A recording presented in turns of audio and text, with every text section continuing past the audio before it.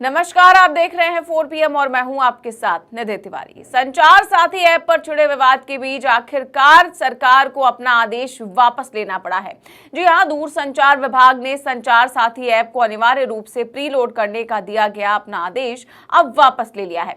दरअसल सरकार ने स्मार्टफोन कंपनियों को हर फोन में संचार साथी ऐप प्री इंस्टॉल करने का आदेश दिया था। 28 नवंबर को दूरसंचार विभाग ने आदेश दिया था कि स्मार्टफोन्स निर्माताओं और इंपोर्टर्स को नए फोन्स में संचार साथी ऐप प्री इंस्टॉल करना होगा और इस आदेश में कहा गया था कि इस ऐप को ना तो डिसेबल किया जा सकता है और ना ही डिलीट किया जा सकता है। सरकार के इस फैसले का विपक्ष ने भारी विरोध किया। संसद के बाहर ही नहीं बल्कि संसद के अंदर भी ये मुद्दा उठाया गया। विपक्ष ने सरकार पर गंभीर आरोप लगाते हुए इस कदम को गैर संवैधानिक बताया।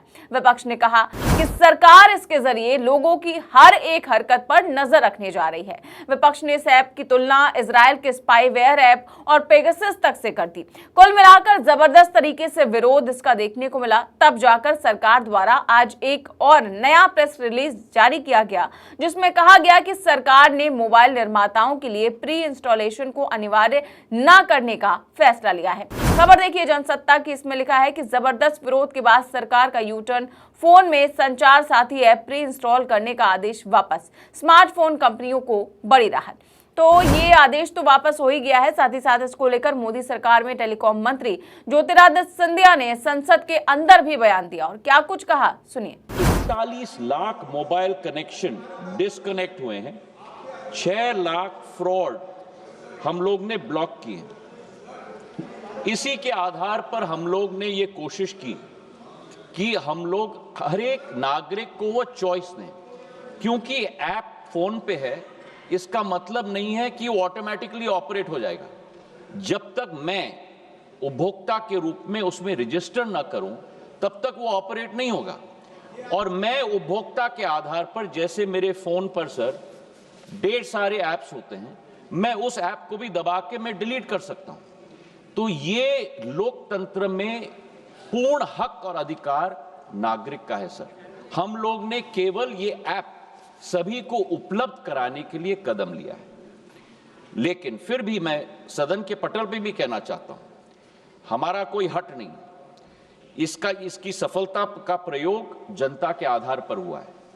फीडबैक हमें मिलेगा, उस फीडबैक के आधार पर अगर उस ऑर्डर में भी हम लोगों को कोई चेंज लाना है, उसके लिए भी हम लोग तैयार हैं।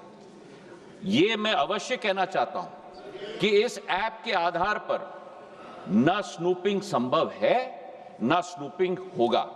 तो सुना आपने, कल तक जिस ऐप को ना तो डिलीट ना ही डिसेबल करने का आदेश सरकार ने दिया था, अब विपक्ष और आम जनता के बढ़ते दबाव के बीच सरकार ने संचार ऐप पर अपना स्टैंड बदल लिया और अब ये विकल्प के रूप में होगा, यानी कि अनिवार्य नहीं होगा। बताइए, कल से बेचारे टीवी वालों ने कितना डिफेंड किया, टीवी चैनल्स ने लगातार इस पर डिबेट्स की और अब उन्हें ये बताना होगा कि इसे वापस लेना कितना बड़ा मास्टर स्ट्रोक है। वैसे मीडिया बताए ना बताए, विपक्ष जरूर कल से बता रहा था कि इस ऐप के अनिवार्य होने से क्या क्या नुकसान आपको हो सकते हैं और सरकार आखिर इसे क्यों लाना चाहती है। इसको लेकर पवन खेड़ा ने आज ही प्रेस कॉन्फ्रेंस करते हुए क्या कुछ कहा था, सुनिए।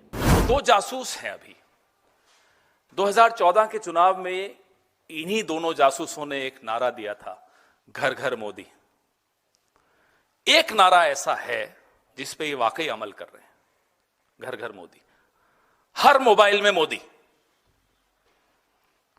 संचार साथी, ये संचार साथी के चक्कर में मत पड़िएगा, ये साथी नहीं है। ये सरकार का एक हाथी आपके मोबाइल में आके बैठ गया। हाथी मेरे साथी भी पिक्चर थी एक। और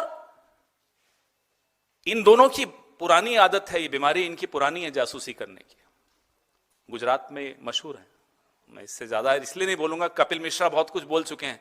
दिल्ली की विधानसभा में पूरा वीडियो चलाया था, कपिल मिश्रा ने इनकी जासूसी का कांड खोला था।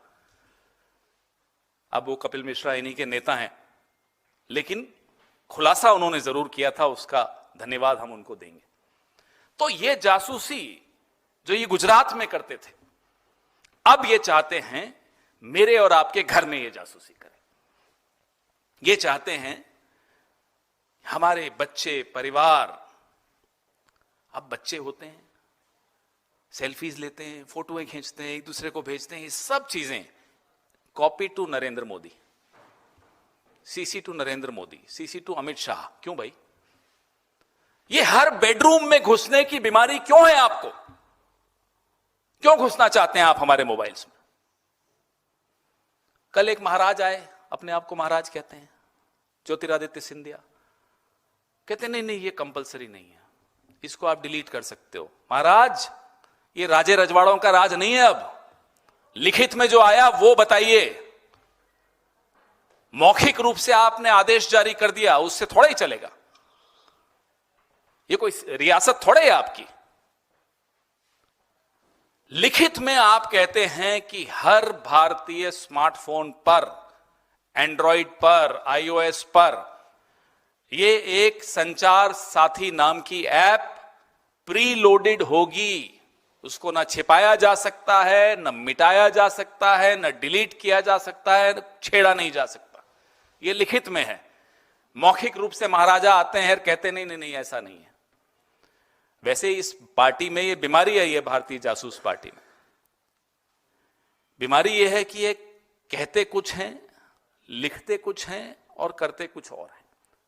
सोचते हैं या नहीं, अभी इस पर आरोप इन पर ज्यादा गंभीर लगे नहीं है सोचने के, शायद नहीं भी सोचते हो। लेकिन जो हमारी आपकी बात ये सुरक्षा की कर रहे हैं, सेफ्टी एक बहाना है, प्राइवेसी पर निशाना है। ये असलियत है इस ऐप की जो प्री इंस्टॉल करना दूरसंचार विभाग ने मैंडेटरी कर दिया है, कंपलसरी कर दिया। अभी तक लिखित रूप से ये ऑर्डर विड्रॉ नहीं हुआ। कल दोपहर को महाराजा ने जब ये बयान दिया, फरमान जारी किया, उसके बाद मेरे भी मोबाइल पे आया, आपके मोबाइल पे भी आया होगा। लिंक पे करिए और संचार साथी बनाइए। तो आपने क्या खाना ऑर्डर किया, आपने बैंक में कब क्या पैसे विड्रॉ किए, किसको पैसे दिए, किससे लिए, सब कुछ, कौन से फोटोज खींचे, सिग्नल पे, टेलीग्राम पे, व्हाट्सएप पे, मेल पे क्या मैसेजेस आपने भेजे, सब चीज की एक कॉपी दो जासूस अपने पास मंगवाएंगे। क्या करेंगे इस कॉपी का? जरा पूछिए ना इनसे, इनकी रुचि क्या है हमारी निजी जिंदगी में। कल मैं देख रहा था सोशल मीडिया पे, अरे गूगल को तो दे देते हैं आप सारी जानकारी। अरे तो गूगल मेरी सरकार है क्या? गूगल क्या मुझे अरेस्ट कर सकता है? गूगल क्या उस जानकारी का दुरुपयोग करके मुझे ब्लैकमेल कर सकता है? क्या गूगल जो भीमा कोरेगांव में हुआ, ऐसी ही किसी ऐप के जरिए लैपटॉप में कुछ एविडेंस घुसा दिया इन लोगों ने और उनको जेल में डाल दिया, क्या गूगल ये कर सकता है?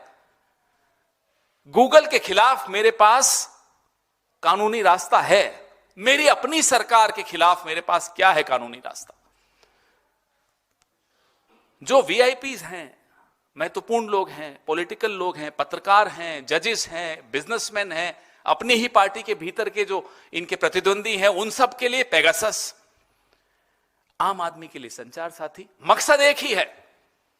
जो पेगासस का मतलब था, पेगासस गैर कानूनी रूप से पिछले दरवाजे से आपकी जिंदगी में घुस रहा था, संचार साथी सामने के दरवाजे से कानूनी जामा ओढ़कर आपके मोबाइल्स में घुस रहा है, आपके बेडरूम में घुस रहा है, आपके किचन में घुस रहा है, आपके घरों में घुस रहा है, आपकी जिंदगी में घुस रहा है।